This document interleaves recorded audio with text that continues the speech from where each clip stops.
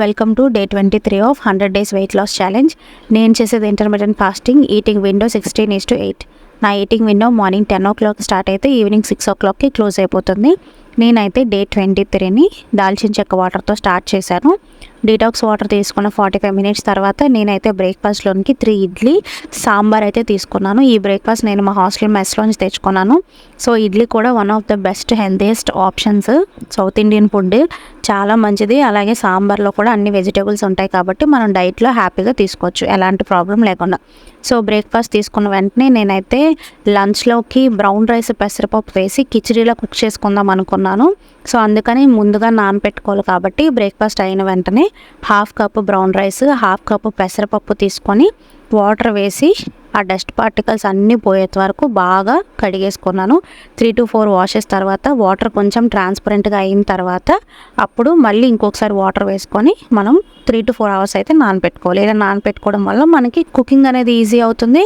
ఇంకా మనకి ఎలాంటి గ్యాస్ ట్రబుల్స్ కూడా రాకుండా ఉంటాయి. సో ఇలా కడుక్కున్న ఈ రైస్ని అయితే ఇంకా నేను పక్కన పెట్టేసి నా డైలీ యాక్టివిటీస్ అయితే వర్క్ చేసుకొని ఇంకా లంచ్కి అయితే అరౌండ్ 1 o'clockకి నేను ప్రిపరేషన్స్ అయితే స్టార్ట్ చేశాను.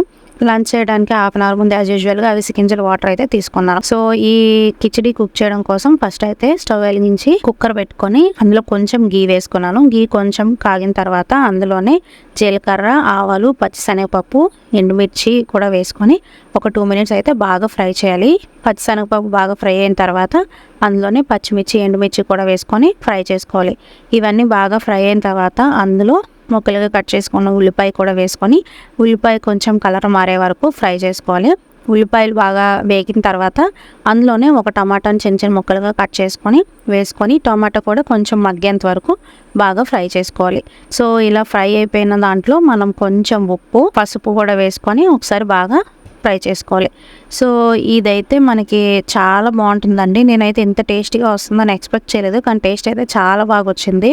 సో మీరు కూడా ఒకసారి తప్పకుండా ట్రై చేయండి. సో ఈ తాలింపు అంతా వేగిన తర్వాత మనం ముందుగా నానబెట్టుకున్న ఈ బ్రౌన్ రైస్ పెసరపప్పును అయితే వాటర్ వంపేసి అందులో వేసేసుకోవాలన్నమాట.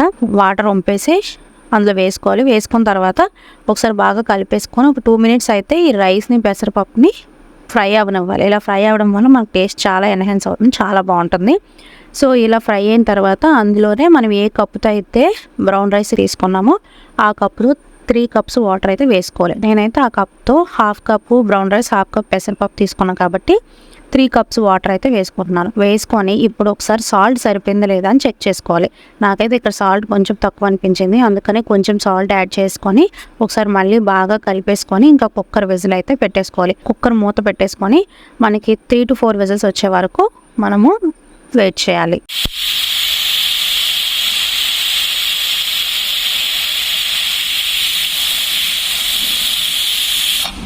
సో విజిల్స్ వచ్చిన తర్వాత ఆవిరి మొత్తం పోయిన తర్వాత ఇప్పుడు కుక్కర్ మూత ఓపెన్ చేసి తీస్తే మనకి టేస్టీ బ్రౌన్ రైస్ పెసరపప్పు కిచిడి అయితే రెడీ అయిపోతుందండి.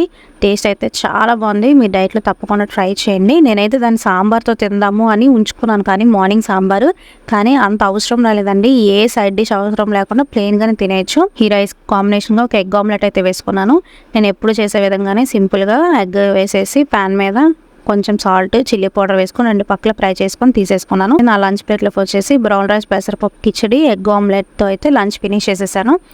Evening around 6 o'clock ABC juice తీసుకున్నాను. నైట్ పడుకున్న ముందు జీరా వాటర్తో డే 23 అయితే ఫినిష్ చేశాను. నేను ఈ వెయిట్ లాస్ జర్నీ స్టార్ట్ చేసేటప్పుడు నా వెయిట్ వచ్చేసి 77.45 grams. ఈ 100 daysలో నేను ఎంత వెయిట్ లాస్ అయినా తెలుసుకోవాలనుకుంటే ఛానల్ని తప్పకుండా సబ్స్క్రైబ్ చేసుకోండి. మళ్ళీ రేపటి వీడియోలో కలుద్దాం. అప్పటి వరకు బాయ్.